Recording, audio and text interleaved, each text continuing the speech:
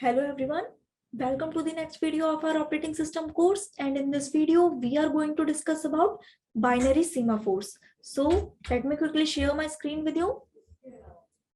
हाँ यार, तो बाइनरी सीमाफोर में हमने देखा कि हमारे पास दो वैल्यूज होती हैं, 0 या 1।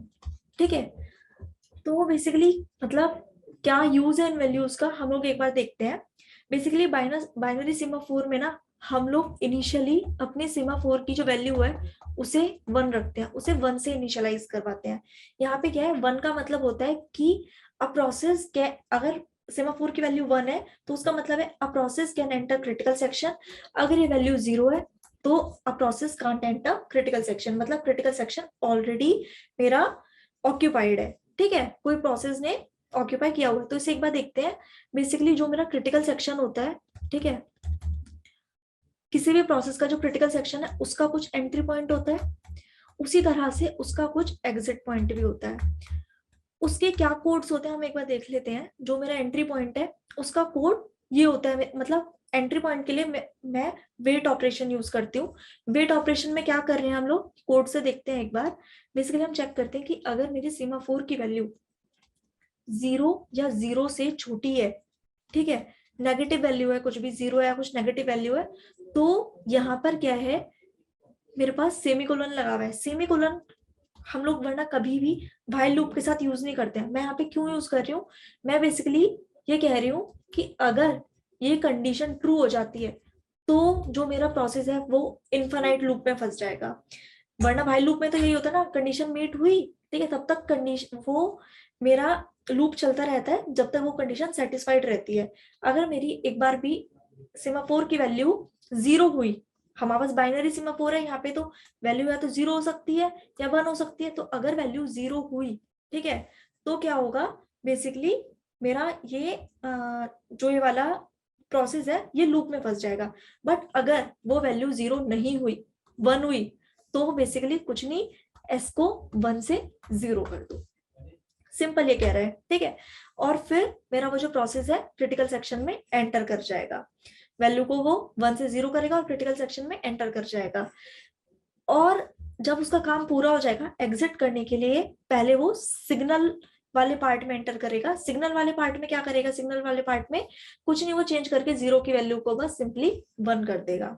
ये हो रहा है, ठीक है। तो इसे हम लोग एग्जाम्पल के थ्रू देखते हैं कि किस तरह से बाइनरी सीमाफोर हम लोग यूज कर रहे हैं। लेट से मेरे पास 4 प्रोसेस है, P1, P2, P3, P4, ठीक है। ये इन चारों का ही के लिए कुछ क्रिटिकल कॉमन पार्ट है, ठीक है। और वो हमारा जो बेसिकली हमारा जो क्रिटिकल सेक्शन है उसे इन चारों को एक्सेस करना है। सबसे पहले क्या हुआ, मेरे पास प्रोसेस P1 आया, ठीक है। प्रोसेस P1 आया, P1 क्या था कि ना मेरे को क्रिटिकल सेक्शन में एंटर करना है। तो सबसे पहले तो हम देखेंगे इनिशियली तो हमारा जो सीमाफोर है वो हमेशा 1 से इनिशियलाइज होता है, ठीक है। तो प्रोसेस 1 के लिए क्या होगा, वो देखेगा सीमाफोर की वैल्यू क्या है, 1 है, वो एंट्री पॉइंट पे जाएगा। एंट्री पॉइंट का कोड क्या है मेरा, एंट्री पॉइंट का कोड क्या है, ये है वेट वाला पार्ट। यहाँ पे वो व्हाइल वाली जो सिचुएशन है वो तो मीट नहीं होगी, तो वो सीधा नीचे आएगा। नीचे आके वो क्या देखेगा कि एस की वैल्यू को 1 से डिक्रीज कर दो। 1 से डिक्रीज करा तो मेरी वैल्यू पहले क्या थी, 1 थी, अब वो उसे 0 कर देगा। और मेरा जो P1 है वो मेरा क्रिटिकल सेक्शन में एंटर कर जाएगा, मतलब P1 मेरा क्रिटिकल सेक्शन में एंटर कर जाएगा। अब P1 तो अपना काम कर रहा है क्रिटिकल सेक्शन में, इतने में P2 ने डिमांड करी। P2 कहता है यार मेरे को भी जाना है क्रिटिकल सेक्शन में। P2 आएगा, अपने एंट्री पॉइंट पे आएगा, पहले एंट्री पॉइंट पे ही एंट्री पॉइंट पे मतलब बेसिकली वो वेट वाले पार्ट पे आएगा। वेट वाले पार्ट में आगे वो क्या देखेगा, वो देखेगा कि ये क्या है, व्हाइल वाली सिचुएशन चेक करेगा, व्हाइल वाली कंडीशन चेक करेगा। व्हाइल वाली कंडीशन क्या कह रही है कि एस बेसिकली लेस देन या इक्वल टू 0। यार यहाँ पे ना लेस देन का वैसे कोई मतलब नहीं है, क्योंकि 0 या 1 ही वैल्यू हो सकती है, तो इसे हम लोग एस इक्वल टू 0 भी लिख सकते हैं, ठीक है। तो वो क्या चेक करेगा, वो चेक करेगा कि यार क्या जो एस है वो 0 है, हाँ एस 0 है, वो बेसिकली इनफाइनाइट लूप में फंस जाएगा। P2 मेरा इनफाइनाइट लूप में फंसा रहेगा। इतने में अगर P1 का काम हो जाता है, ठीक है, P1 क्या करेगा, P1 मेरा एग्जिट करेगा। एग्जिट करने के लिए क्या होगा, उसे सिग्नल ऑपरेशन परफॉर्म करना होगा। सिग्नल ऑपरेशन वो कैसे परफॉर्म करेगा? सिग्नल ऑपरेशन वो ऐसे परफॉर्म करेगा कि सिंपली एस की वैल्यू को 1 से इंक्रीज कर दो। तो वो क्या कर रहा है यहाँ पे, एस की वैल्यू को सिंपली 0 थी 1 कर देगा। ठीक है, तो मेरा प्रोसेस P1 का तो काम पूरा हो गया, वो तो चला गया। अब P2 जो मेरा एंट्री पॉइंट पे था, मतलब जो वेट के व्हाइल वाले लूप में फंसा हुआ था, उसके लिए वैल्यू चेंज होके एस की 1 हो गई। अब वो नीचे आ जाएगा, नीचे आके वो क्या करेगा, एस की वैल्यू को अपडेट करके 0 करेगा और क्रिटिकल सेक्शन में एंटर कर जाएगा। P1 तो मेरा एग्जिट कर चुका था, अब मेरा P2 आ जाएगा क्रिटिकल सेक्शन में।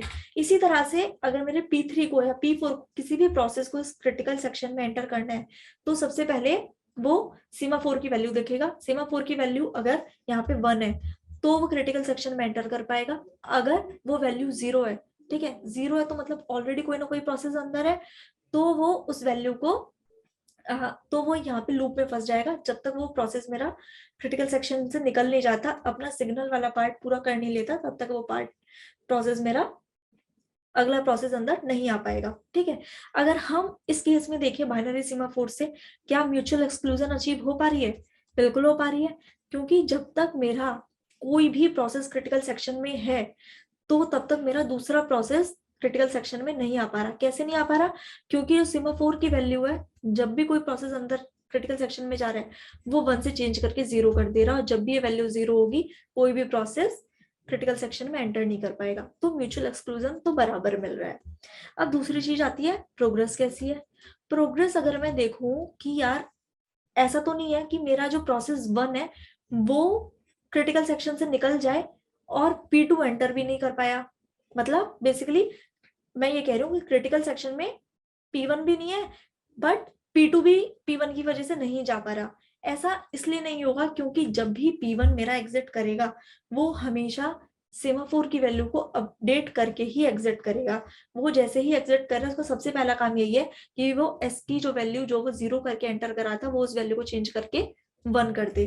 तो इसीलिए ऐसा भी नहीं है कि मेरा कोई और प्रोसेस जो है वो फालतू में ब्लॉक हो रहा है क्योंकि पहले P1 ने सीमाफोर की वैल्यू को चेंज करके 0 कर दिया था। तो प्रोग्रेस भी हमारी बराबर मिल रही है।